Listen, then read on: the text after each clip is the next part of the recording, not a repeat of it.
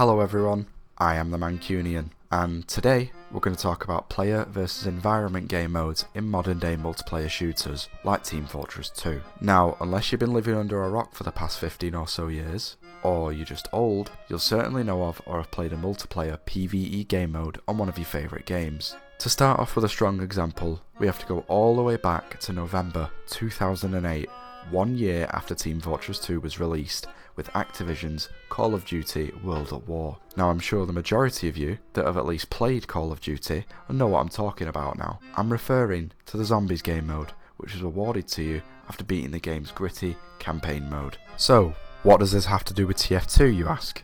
Well, let's see. The Zombies game mode in Call of Duty has currently 12 different iterations created by 3 different studios and is mostly successful and well received by the community surrounding it because it has a well driven story that's, albeit hard to follow, a meaningful purpose to play it because of the many Easter eggs, and an overall fun experience. So when we look at a game like Team Fortress 2, which has had a continuous player base since 2007, why does their PvE mode fall so short?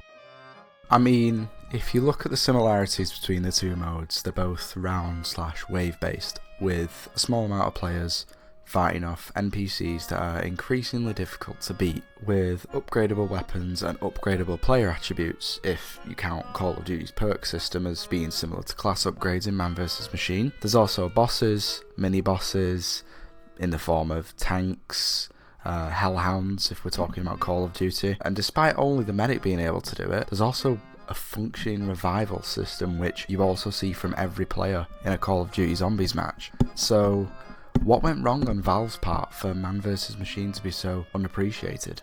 Well, of course, we all know Valve doesn't have a very good track record with updating TF2, and only now have they considered Man vs Machine being given an update, as it hasn't had one since 2013. That's 12, nearly 13 whole years since there was an update for MVM. Otherwise, giving Valve the benefit of the doubt, MVM has a very good story and it ties into the TF2 comics and the wider lore as a whole, much like the great story of Call of Duty Zombies mode. But Call of Duty Zombies has what Man vs Machine doesn't have, and it's a meaningful purpose to play.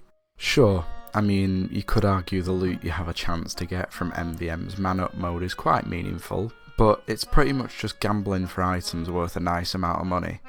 In regards to anything else, that's pretty much one of the only reasons why people play MVM in the first place. There isn't any serious drive to play the game mode. You have to spend money or digital items to get tickets to even access Man Up mode, and when you do end up joining a match of Man Up, there's a 75% chance that you'll end up with some toxic imbecile screeching about how he's got high tours and how he's God's gift to MVM, all the while calling a vote kick on you because it's your first time playing. Because of this, you notice that newer players just don't bother with MVM, and they just stick to playing casual or community servers. And even still, TF2's casual mode is also for those same types of people.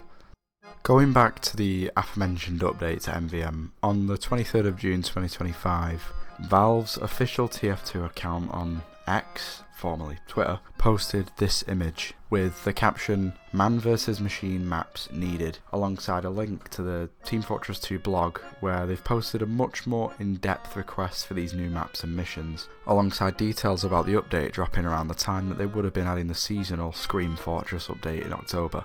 So what does the TF2 community think about this so far? As far as I can tell, it's some seriously mixed opinions. Some believe that this update to Man vs Machine is just Valve utilising the TF2 mapping community to pretty much make money for them, whilst others are a bit more optimistic and joyful about the update. Now, to be completely honest, I don't disagree with anybody when it comes to the topic of this update. I do think that perhaps Valve could maybe get up off their asses and actually make this into a fully fledged update like Jungle Inferno, without solely just adding new MVM maps and missions that are going to most likely lose the hype that they now have a week after the update happens. On the other hand though, I'm somewhat excited that such an underappreciated game mode for such a successful but underappreciated game is finally receiving new content. But I'm not quite sure what to make of anything else yet, because as we know, Valve doesn't really like communicating with the Team Fortress 2 community as much anymore, so the next time that we'll probably hear any news about this update is probably going to be around August, which is when the deadline was stated to be in the TF2 blog post. Now, that's going to be all from me today, lads and lasses. I thank you very much for watching. I hope you enjoyed the video, so I'll see you in the next one. Peace.